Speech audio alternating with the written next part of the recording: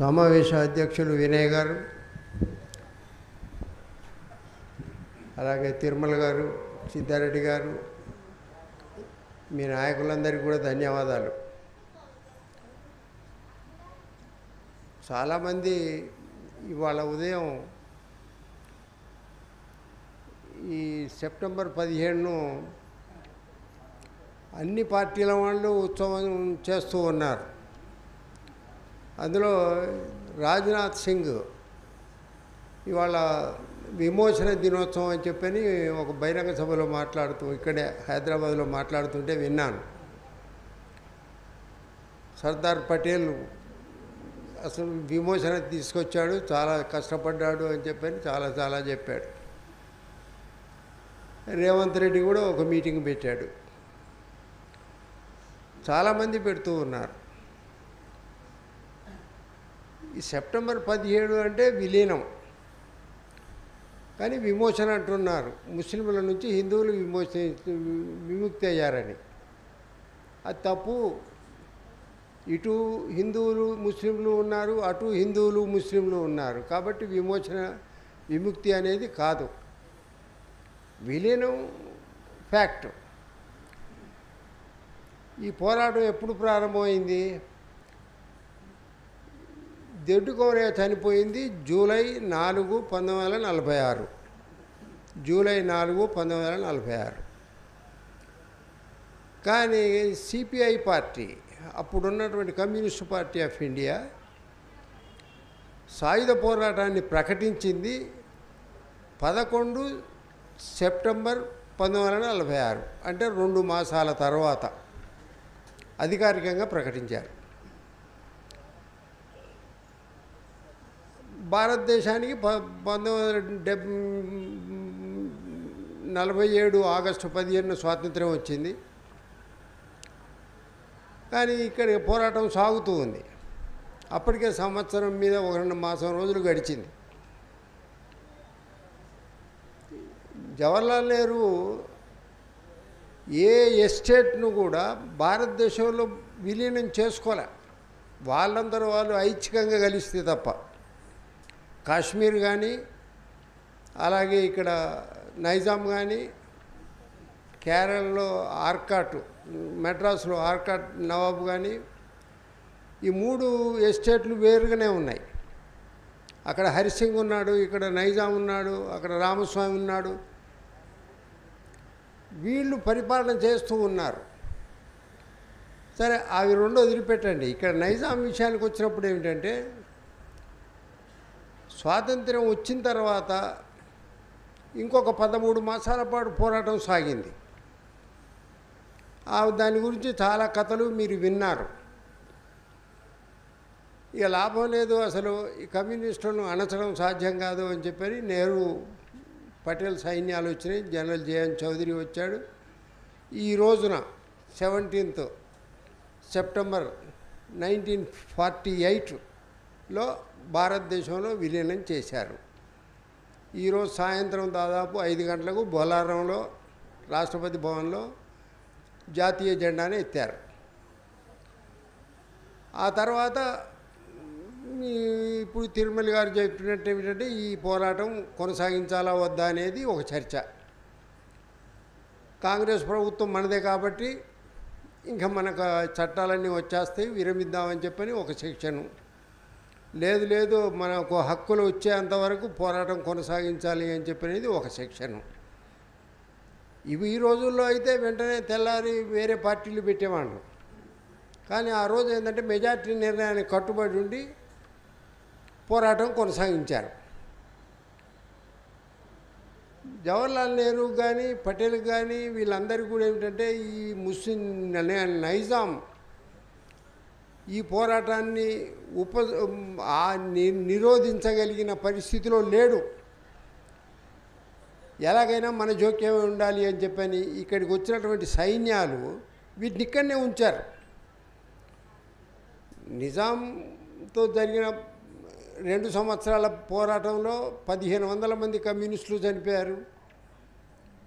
ఆ తర్వాత సైన్యం వచ్చిన తర్వాత వీళ్ళు కాన్సన్ట్రేషన్ క్యాంపులు పెట్టారు.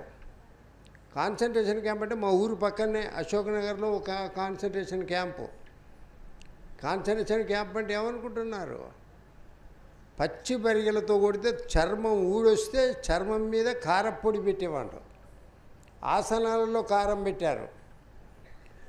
మహిళలను అనకూడదు, కానీ మన సైన్యంకు ఆత్మవిశ్వాసం ఎక్కువ, సైన్యాన్ని ధైర్యం దెబ్బతినకుండా మాట్లాడాలి అని అంటారు. కానీ సైన్యం చేసినటువంటి ఘోరాలు ఈ కాశీం రజ్వీ కానీ నైజాం కానీ వీళ్ళు చేయలే. అంత దుర్మార్గమైనటువంటి హింస మహిళల మీద చేశారు, గ్రామాల మీద చేశారు, దోపిడీ చేశారు. సైన్యంతో 3 సంవత్సరాల పాటు మనం పోరాటం చేశాం. సరే, 21 అక్టోబర్ 1951లో మనం పోరాటం విరమించాం. మనం పోరాటం విరమించిన రోజునే 21 అక్టోబర్ 1951నే జనసంఘం పార్టీ ఏర్పడింది భారతదేశంలో. 1925లో ఆర్ఎస్ఎస్ ఉంది. వాళ్ళేమైంది, ఈ పోరాటంలో అంత పెద్దగా యాక్టివ్గా మామూలుగా పాల్గొన్నారు. కాబట్టి నేను ఆ పోరాటానికి సంబంధించి చెప్పను, కానీ నేను ఒక విషయం మీకు దృష్టికి తీసుకురాదలుచుకున్నాను. ఇంతమంది చరిత్రకారులు, నేను 1962 నుంచి ఈ మూమెంట్లో పనిచేస్తున్నాను. ఇప్పుడు నాకు 88. అప్పటికి 12 ఏళ్ళు ఉన్నాయి నాకు. మా ఊరు చాలా కీలకమైనటువంటి ఊరు. మా ఊరు నుంచి 5 దళంలో పాల్గొని కాల్పులకు గురై చనిపోయారు. కానీ ఎవరు కూడా 10 లక్షల ఎకరాలు సాధించాం, 3000 గ్రామాలు గ్రామరాజ్యాలు చేశామని 2 మాటలు చెప్తారు. కానీ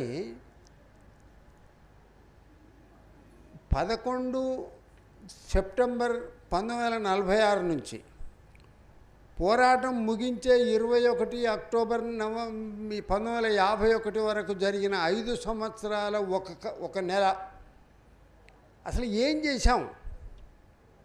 ఏ చరిత్రన రాశారా? ఎవరు రాయాల? పోరాటాన్ని రాస్తున్నారు తప్ప కమ్యూనిస్టుల పాలనలో ఏం జరిగింది 5 సంవత్సరాల కాలం? మేము చాలామంది చరిత్రకారులకు చెప్పా,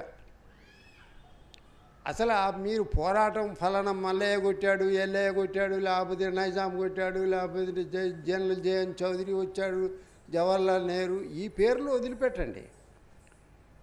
వాట్ హ్యాపెండ్ ఈ 5 సంవత్సరాల కాలంలో ఏం జరిగింది? ఒక విధంగా చెప్పాలంటే సోషలిస్టు విధానం ఏదైతే ప్రచారం జరుగుతూ ఉందో ఆ 5 సంవత్సరాల కాలంలో ఆ విధానం ఆ మొత్తం 3000 గ్రామాలలో అమలు జరిగింది. ఫస్ట్ పాయింట్ ఏమిటంటే భూములు సర్వే చేసి భూములు పంచారు, ప్రతి వాడికి భూమి ఇచ్చారు. అప్పటికి 21 రకాల ట్యాక్సులు, పన్నులు ఉండే. జుట్టు పన్ను, అబ్బాయి పుడితే పన్ను, చచ్చిపోతే పన్ను, బతుకుతే పన్ను, పండగ అయితే పన్ను, మొత్తం ట్యాక్సులు రద్దు చేశారు. ఆ 5 సంవత్సరాల కాలం వసూలు లేదు. అసలు శిస్తు చెల్లించలేక భూములు రాజీనామా పెట్టి పారిపోయేవాళ్ళు. దాన్ని ఖారజ్ ఖాతా అంటారు. ఖారజ్ అంటే రద్దు, ఖాతా అంటే అకౌంటు. అవన్నీ ప్రభుత్వ భూములు ఇప్పటికి ఉన్నాయి. అలా ఖారజ్ ఖాతాలు పెట్టకుండా ట్యాక్సులు రద్దు చేశారు. రెండవది లెవీ బలవంతంగా వసూలు చేసేవాళ్ళు. లెవీ అంటే నీకు పండిన పంటలో 50% సగం రేటు కాడికే నువ్వు గవర్నమెంట్కి ఇవ్వాలి. లెవీ గల్లా అంటారు. లెవీ గల్లా రద్దు చేశారు. అసలు అప్పుడు మామూలుగా ధోతి కట్టుకోవడం, చెప్పులు వేసుకోవడం, కండవ భుజం మీద వేసుకోవడం, నెత్తికి రుమాలు తప్ప షర్టు తొడుక్కునే అలవాటు లేదు. అంత హీనంగా చూశారు. ఎప్పుడైతే మనము అధికారంలోకి వచ్చామో అధికారంలోకి రావడం అంటే ఈ సాయుధ పోరాటం ప్రారంభం. జమీందారులు, పోలీస్ పటేళ్ళు, పటవారులు అందరూ పారిపోయారు. పట్నం మీన్స్ హైదరాబాద్. పారిపోయారు. వాళ్ళకు ఒక విధమైనటువంటి స్వేచ్ఛ. అప్పటికి ఎవరికి పోలీసు వాళ్ళు కానీ, జంగ్లాతోళ్ళు కానీ, ఫారెస్ట్ డిపార్ట్మెంట్ ఎవరు కూడా ఊళ్ళల్లోకి రాకపోయేది. మన ఊళ్ళల్లోకి, ఈ 3000 గ్రామాల్లోకి. అప్పుడు గ్రామాల్లోకి వాళ్ళు వస్తే కోళ్ళు, గొర్రెలు ఏవి కనబడితే అవి ఎత్తుకపోవడమే, డబ్బులు ఇవ్వకుండా. ఎదురు తిరిగితే దెబ్బలు కొట్టడం. ఒక అమ్మాయి కనబడితే ఎత్తుకపోవడమే. అలాంటి లేదు.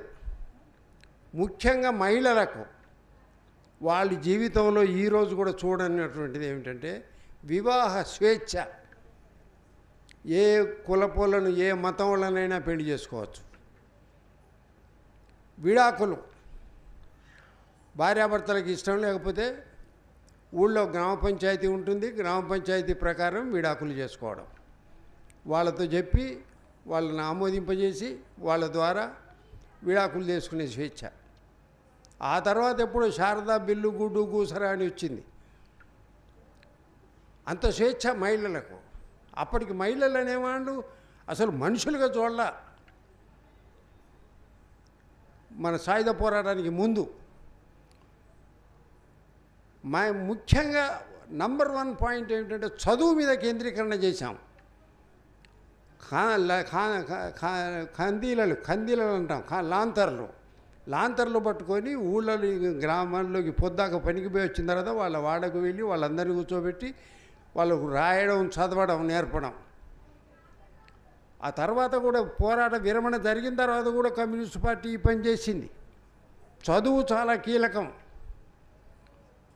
ఆ చదువు నేర్పడం ద్వారా కొంతమందికి కాస్త జ్ఞానోదయం, బయట ఒక ప్రపంచం ఉంది అని చెప్పనేటటువంటి ఆలోచన. కులాంతర వివాహాలు కామన్, మతాంతర వివాహాలు కామన్.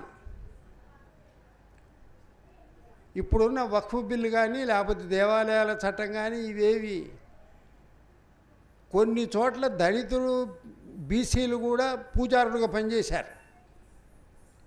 ఏ కులపోళ్ళు ఆ కులంలోనే వాళ్ళే పెళ్ళిళ్ళు చేశారు. అయ్యగారు రా వచ్చి, లేకపోతే బ్రాహ్మణుడు వచ్చి ఎవడో చేయాలి అని చెప్పనేది లేదు. ఏ వర్ణ వ్యవస్థ అయితే బ్రాహ్మణులు, క్షత్రియులు, శూద్రులు అని చెప్పానన్నారో ఆ వ్యవస్థ పోయిన తర్వాత కుల వ్యవస్థ వచ్చిందో, ఈ వ్యవస్థలు ఏవి కూడా ఈ 5 సంవత్సరాల కాలంలో పనిచేయాలి. అన్నిటికన్నా ముఖ్యం ఏమిటంటే కులాల మధ్య వావి వరుసలు.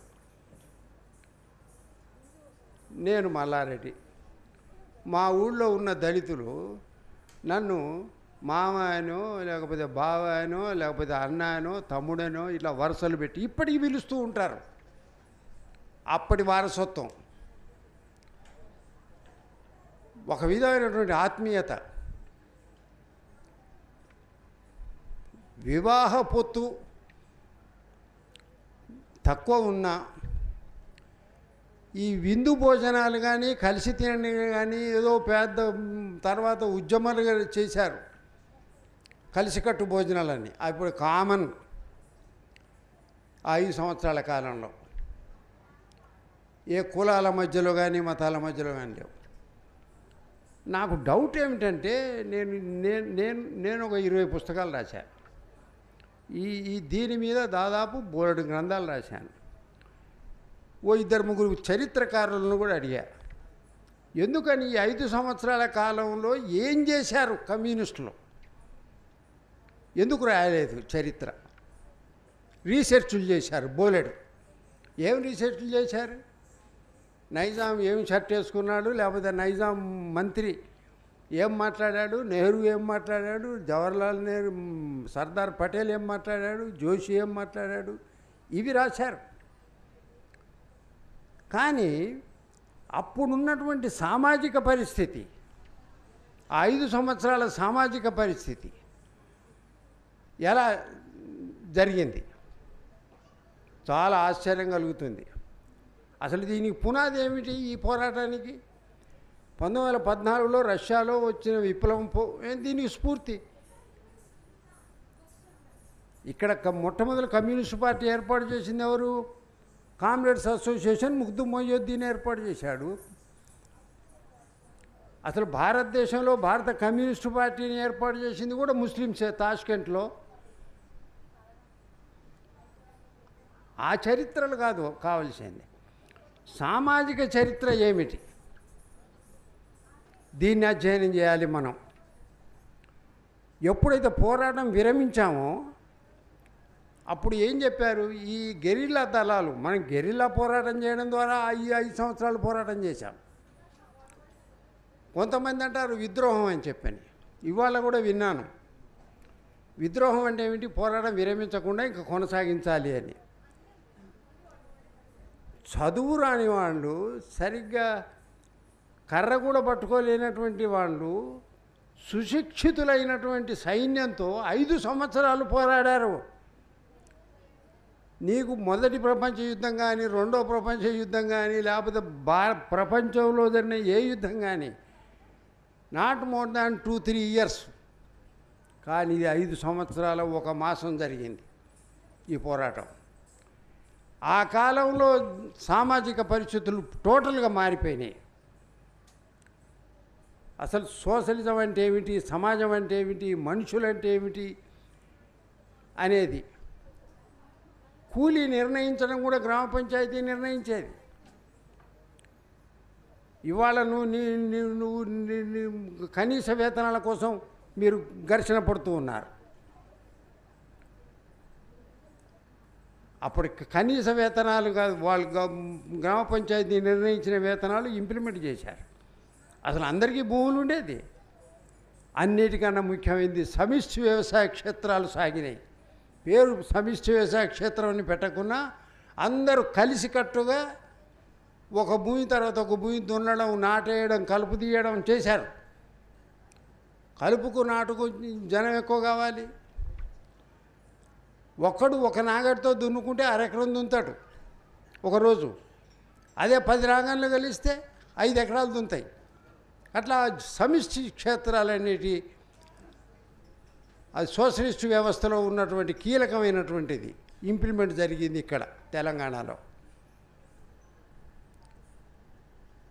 కాబట్టి ఎప్పుడైతే పోరాటం విరమించినప్పుడు కమ్యూనిస్టు పార్టీ ఏం చెప్పిందంటే, గెరిల్లా దళాలన్నీ కూడా ప్రజల్లోకి వెళ్ళి నిర్మాణ నాయకులుగా మారండి అని. ఓల్డ్ టైమర్లు, అలవెన్సులు ఏమీ లేవు. కొంతమంది కుటుంబాలు పూర్తిగా లేనటువంటి వాళ్ళు గ్రామాల్లోకి వచ్చిన తర్వాత ఈ రక్షిత కౌలుదారీ చట్టం 1951 వచ్చింది కదా. ఇదేదో పెద్ద గొప్పది అని చెప్పారు. ఇది సుప్రీంకోర్టులో కూడా అప్పీల్ చేయడానికి వీల్లేదు. కానీ ప్రతి చట్టానికి లూప్ హోల్స్, బొక్కలున్నాయి. ఈ చట్టానికి కూడా ఒక బొక్క పెట్టాడు జవహర్లాల్ నెహ్రూ. ఎవరైనా రైతు నాకు ఈ భూమి అక్కర్లేదు అని చెప్పి రాజీనామా పెడితే ఆ భూమి జమీందారుకి వెళ్ళిపోతుంది. ఇప్పటికి కూడా మీరు చూడండి, ఇప్పుడున్న మొత్తం చట్టాలలో ప్రతి చట్టానికి లూప్ హోల్స్ ఉంటాయి. భూ సంస్కరణలకు లూప్ హోల్స్ ఉంటాయి. ట్రస్ట్ ఉంటే నువ్వు ఎన్ని వేల ఎకరాలైనా ఉంచుకోవచ్చు. అంతెందుకు మన దగ్గర ఉన్నాడు ఈ టీడీపీలో అశోక్ గజపతిరాజు, రెవెన్యూ మినిస్టర్. మానస ట్రస్ట్ అని చెప్పని 6,000 ఎకరాల భూమి ఇప్పటికీ ఉంది. ఇప్పుడున్న భూభారతి కానీ, ఇంతకుముందున్న ధరణి కానీ, వీటన్నింటిలో బొక్కలున్నాయి. కానీ ఈ బొక్కలేమీ లేకుండా, ఇలాంటి లూప్ హోల్స్ లేకుండా 5 సంవత్సరాల కాలంలో పరిపాలన సాగించాం. ఎప్పుడైతే మనం పోరాటం విరమించిన తర్వాత క్రమక్రమంగా మళ్ళీ ఈ షేర్వానీలు, రూమి టోపీలు పెట్టుకున్న వాళ్ళందరూ ఖద్దర్లాల్చీలు వేసుకొని ఊళ్ళల్లోకి వచ్చి మెల్లమెల్లగా మేమే అనుకుంటూ మళ్ళీ ఎంటర్ అయ్యి భూములన్నీ ఆక్రమించడం, మళ్ళీ పాత పద్ధతులు అలవాటు చేయడం, మళ్ళీ బ్రాహ్మణుల పెత్తనం, ఆ తర్వాత కులాలు, ఆ ఉపకులాలు, ఇలా రకరకాలుగా. అసలు నాకు తెలిసినటువంటి నా పీరియడ్లో ఒక ఒక గౌడ కులం ఉంది. గౌడ కులంలో ఇప్పుడు ఉపకులాలు ఉన్నాయి, చేనేత కులంలో ఉపకులాలు, దళితుల్లో ఉపకులాలు డివిజన్ అవుతూ పోతూ ఉన్నాయి. కానీ ఎక్కడ పోయింది ఈ చైతన్యం? భారతదేశం విలీనమైపోయిందా, విముక్తి అయిందా అని చెప్పి పెద్ద పెద్ద మాటలు మాట్లాడుతున్న ఈ రాజకీయ పార్టీల వాళ్ళందరూ కూడా ఆ 5 సంవత్సరాల కాలంలో జరిగినటువంటి చట్టాలను, ఆ 5 సంవత్సరాల కాలంలో జరిగిన సామాజిక పరిస్థితులను ఎందుకు ఇంప్లిమెంట్ చేయడం లేదు ఈ గవర్నమెంట్లు? చేయవు. వీటికి కావాల్సింది ఏమిటంటే కొద్దిమంది పీడించేవాళ్ళు 80-90% పీడితులు ఉండాల్సినటువంటి సమాజాన్ని కోరుకుంటున్నారు. అందుకోసం మేము ఏదో చేసేసాం. నిజానికి సైన్యం ఇప్పుడు పోలీసు వాళ్ళు చేస్తున్నది కూడా అదే. ఫ్రెండ్లీ పోలీస్ అట, ఫ్రెండ్లీ పోలీసు తుక్కు మాడ కొడుతూ ఉంటారు. ఫ్రెండ్లీ పోలీసు షీ టీములని పెట్టారు. ప్రతి ఏటా మన తెలంగాణలో 3000 మంది బాలికలను వ్యభిచారానికి అమ్ముతూ ఉన్నారు. లెక్కలతో సహా చెప్పా. గత ముఖ్యమంత్రికి చెప్పాము, గత ప్రభుత్వానికి చెప్పాము, ఈ ప్రభుత్వానికి కూడా చెప్పాం. కేంద్రాలు, వ్యవస్థీకృత కేంద్రాలు సాగుతూ ఉన్నాయి. ఎక్కడుంది రక్షణ? అందుకోసం చాలామంది చెప్తూ ఉంటారు, మేము ఆ స్ఫూర్తితో పనిచేయాలి అని చెప్పని ముగిస్తారు ఉపన్యాసం. ఏ స్ఫూర్తి? ఆ స్ఫూర్తిలో కనీసం 10% అన్న మనం ఇంప్లిమెంట్ చేయాలి కదా. 10% కూడా మనం ఇంప్లిమెంట్ చేయకపోతే, మనం ఉపన్యాసం ఇచ్చేవాళ్ళం కూడా కుల వివక్షతలు పాటిస్తూ ఉంటే అసలు ఈ సమాజంలో మార్పు ఎలా వస్తుంది? 79 ఏళ్ల కిందట జరిగినటువంటి చరిత్రను ఇప్పుడు చెప్పుకుంటున్నాం. 79 ఏళ్ల కిందట జరిగినటువంటిది. అప్పుడు అంత మహత్తరమైనటువంటి చరిత్ర, చదువు రానటువంటి కాలంలో జరిగినటువంటి ఒక సామాజిక పాలన. ఆ పాలనను ఇంప్లిమెంట్ చేయాలంటే ఇవాళ ప్రపంచంలో చూస్తే 800 కోట్ల జనాభా, 350 కోట్ల మంది ఇవాళ అలాంటి సమాజం కింద బతుకుతూ ఉన్నారు. 5 కమ్యూనిస్టు దేశాలు, ఒక 7-8 వామపక్ష ప్రభుత్వాలు ఇవాళ అలాంటి పరిపాలనను అనుభవిస్తూ ఉన్నారు. కానీ భారతదేశంలో అలాంటి పరిపాలన రాకుండా అనేక ఆటంకాలు కల్పిస్తూ ఉన్నారు. ఇప్పుడు నేను నాస్తికుణ్ణి, దేవుడు లేడు అని చెప్పి అన్నాను అనుకోండి, చివరికి ఏమంటుంటే అసలు నువ్వే దేవుడవయ్యా, నువ్వు దేవుడవు కాబట్టి దేవుడు లేడంటున్నావు అని చెప్పి నాకే దైవత్వం అంటగడతారు. అసలు చాలా విచిత్రమైనటువంటి విషయం ఏంటంటే, మీ అందరికీ మహాత్మా గాంధీ తెలుసు, కొంతమంది చూసి కూడా ఉంటారు. కానీ మీరు చౌటుప్పలు దాటినాక మహాత్మా గాంధీకి దేవాలయం ఉంది, పూజారి ఉన్నాడు, 5 ఎకరాల 10 ఎకరాల భూమి ఇచ్చారు, ఒక అయ్యగారు పూజలు చేస్తూ ఉంటాడు. అసలు మహాత్మా గాంధీ ఒక దేవుడు. బుద్ధుణ్ణి కూడా దేవుణ్ణి చేశారు, 11వ అవతారం. ఇప్పుడు మహాత్మా గాంధీ 12వ అవతారం. మీరు కూడా దేవుడు లేడని చెప్పి తిరగండి, మీకు కూడా దైవత్వం అంటగట్టేస్తారు. ఇలాంటి సమాజంలో మనం ఉంటున్నప్పుడు 79 ఏళ్ల కిందట జరిగినటువంటి చరిత్రను విలీనమా, విద్రోహమా, విమోచన, విముక్త, ఎందుకు ఈ వక్రభాష్యాలు? భారతదేశంలో విలీనమైంది అంతే. అదేదో పెద్ద చారిత్రక కారణంలాగా చెప్పుకుంటాం. విలీనం కావడాన్ని అందరం కోరుకున్నాం. ఒకవేళ కనుక కాంగ్రెస్ ప్రభుత్వానికి విలీనమే చేసుకోవాలనుకునేదంటే ఈ స్వాతంత్ర్యం వచ్చినప్పుడు 15 ఆగస్టు నాడే విలీనం చేయాలి, బలవంతంగా చేయలే. నెహ్రూ ప్రభుత్వానికి విలీనం చేసుకోవాలనేటటువంటి ఉత్సుకత కానీ ఏమీ లేదు. సోషలిస్టులు అన్నారు, రకరకాల నినాదాలు ఇచ్చారు. కానీ ఈరోజు మనం కనుక చూస్తే సమాజం క్రమక్రమంగా నైతికంగా దిగజారుతూ ఉంది. అందువల్ల ఏమిటంటే ఆ 5 సంవత్సరాల కాలంలో మనం చేసినటువంటి చరిత్రను మీరు అధ్యయనం చేసి ఆ చరిత్రలో అప్పుడు చేసినటువంటి పనులలో కనీసం 20-30% అయినా కూడా మనం చేయగలిగితే ఈరోజు ఈ సమాజానికి మనం కొంత మేలు చేసేటటువంటి అవకాశం ఉంటుంది. అందువల్ల ఏమిటంటే నేను ఆ పోరాటం అంతా మన సారు వాళ్ళు అధ్యయనం చేసి వాళ్ళు చెప్పారు, మీకు కూడా తెలుసు. అందులోకి వెళ్లకుండా ఆ 5 సంవత్సరాల కాలంలో జరిగినటువంటి మన సామాజిక విధానం ఏదైతుందో ఆ విధానం గురించి మనం అధ్యయనం చేయాలని చెప్పని కోరుతూ ఈ అవకాశం కల్పించిన మీ అందరికీ ధన్యవాదాలు. సెలవు.